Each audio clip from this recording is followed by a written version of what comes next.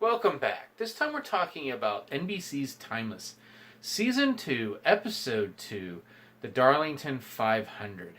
Now, if last week's premiere showed us what the new status quo was going to be for this season, this episode showed us what it's going to be like for our heroes to operate within it. As our heroes travel back to 1955 chasing Emma and a handful of Rittenhouse agents into the world of the proto-NASCAR, when the sport was just leaving its bootlegging roots. Now, as always, these reviews will contain spoilers for the episodes. If you haven't seen it yet, I recommend you pause this video, go watch the episode, and then come back to hear my thoughts, and then add your own down in the comments below. With that out of the way, let's get right into this episode's twist. Namely that the NASCAR driver, Ryan Millerson, that our heroes thought that they were going to save turned out to actually be one of the sleeper Rittenhouse agents. And his mission was to essentially rise up the ranks to the point that he could then target the various Detroit automaker executives at the race, presumably so Rittenhouse could replace them with their own and essentially take over the U.S. auto market. This, of course, is all part of Nicholas Keene's plan as outlined in his manifesto that Rittenhouse apparently has been following all of this time. And now they have Nicholas himself in the present. And that was essentially our B story for this episode, as Carol tries to get Nicholas into the game, so to speak, now that he's in the present. And they're really ready for him to essentially take a leadership role and tell them how they're going to take over the world using a time machine. Then, of course, we had our C plot involving Connor Mason and his desire to speak at a symposium, but I'll get into that a little bit later. Back in 1955, Lucy, Wyatt, and Rufus come across Wendell Scott, an African-American racer who ultimately helps them succeed in their mission in stopping Rittenhouse. And they ultimately do that by killing the sleeper agent, which I thought was, I honestly didn't see that coming, but in retrospect it makes pretty good sense. This is a very different set of missions that they're on now. In the first season, our heroes were trying to stop Flynn from changing the past in his attempts to destroy Rittenhouse.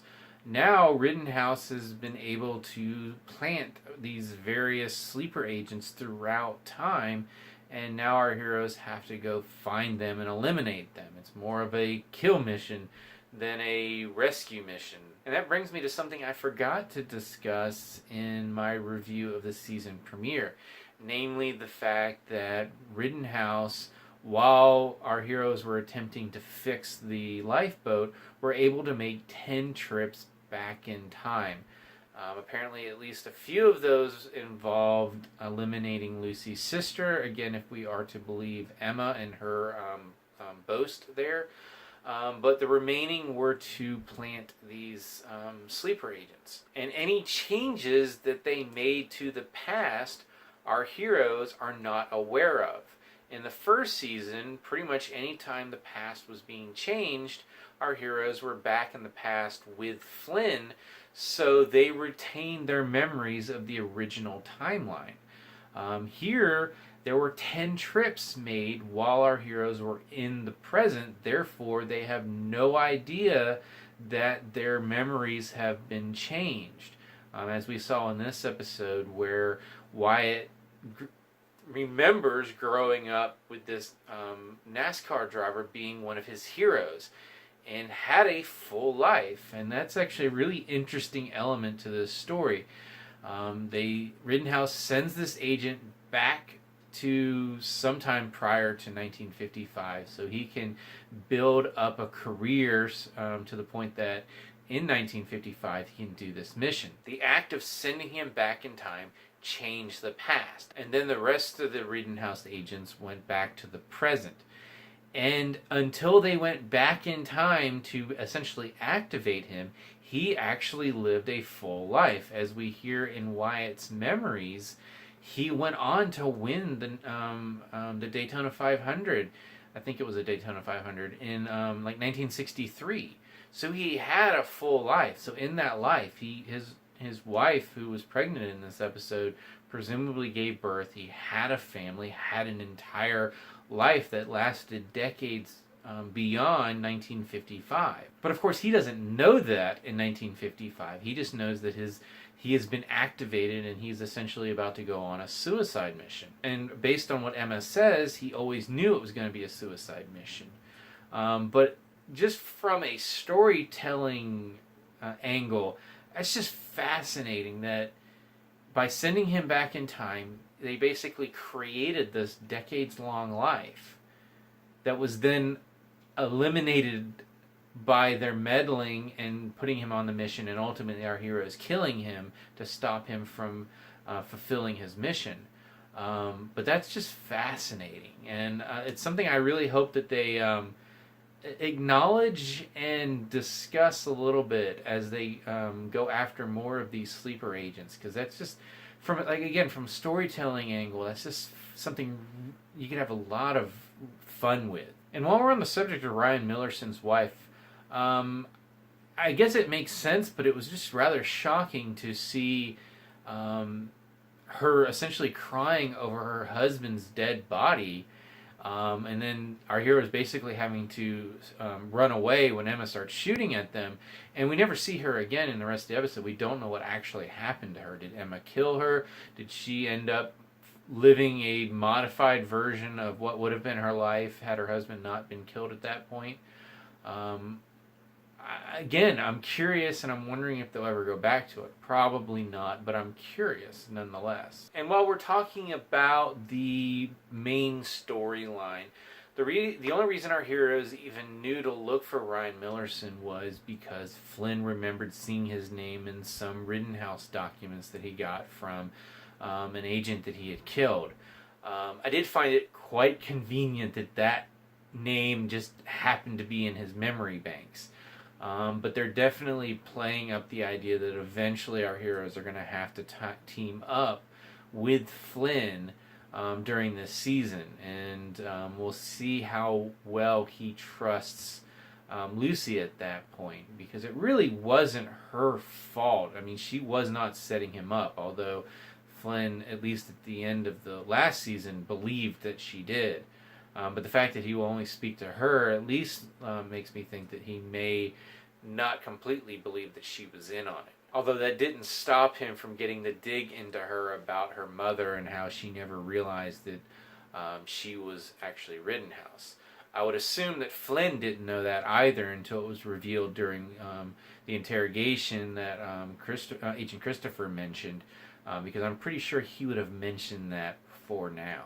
Moving on to our B story for this episode, again, it had to do with Carol dealing with her grandfather, who for the majority of this episode seems to be a little off his rocker. And it turns out that he was actually painting this gigantic mural that was essentially his rendition of how they're going to essentially take over the world through the past. I really didn't get a good look at the artwork. We only got a couple quick glances of it as a whole. The rest of them were more of a close-up of Nicholas, with the rest of it, with the background being out of focus. But that's definitely something I need to spend a little bit of time looking at. But it really feels like Rittenhouse is pretty much bowing to Nicholas Keene, and he is going to be the leader moving forward.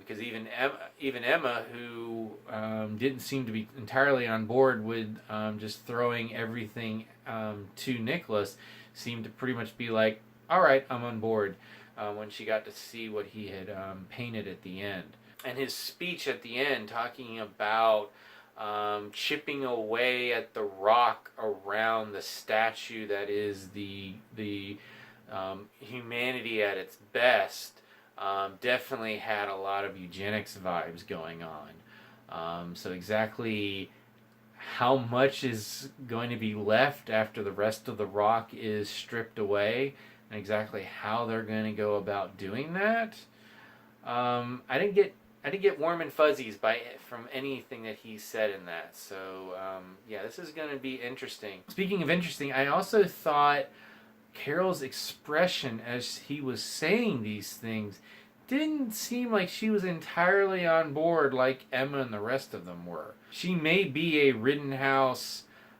true believer, but she's also someone who loves history and, as I mentioned in my episode before, really hasn't had to get her hands dirty.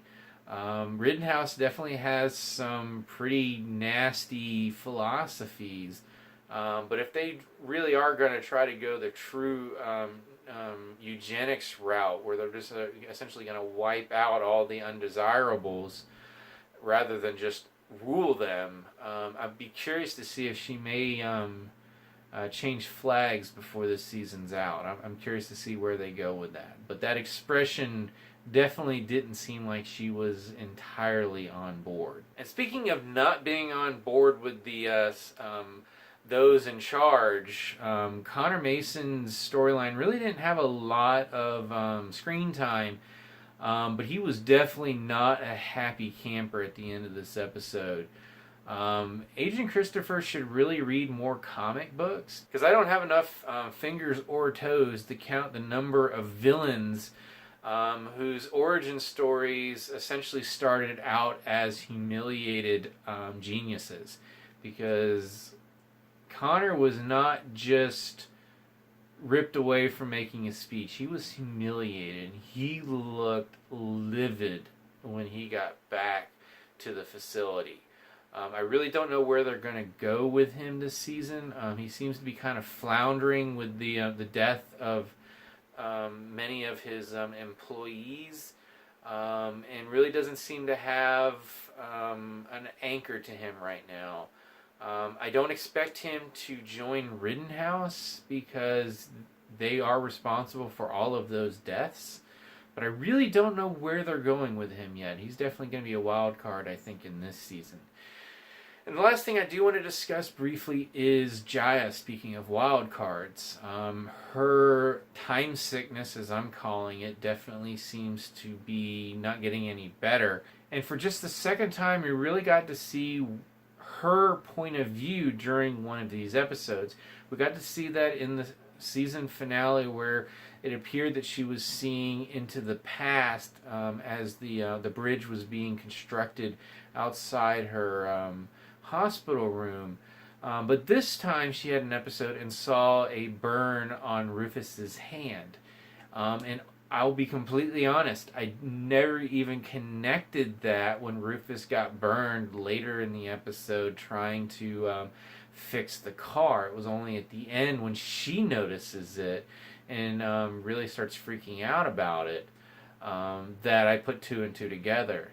So this is really the first time that we've had concrete proof of anything resembling travel into the future.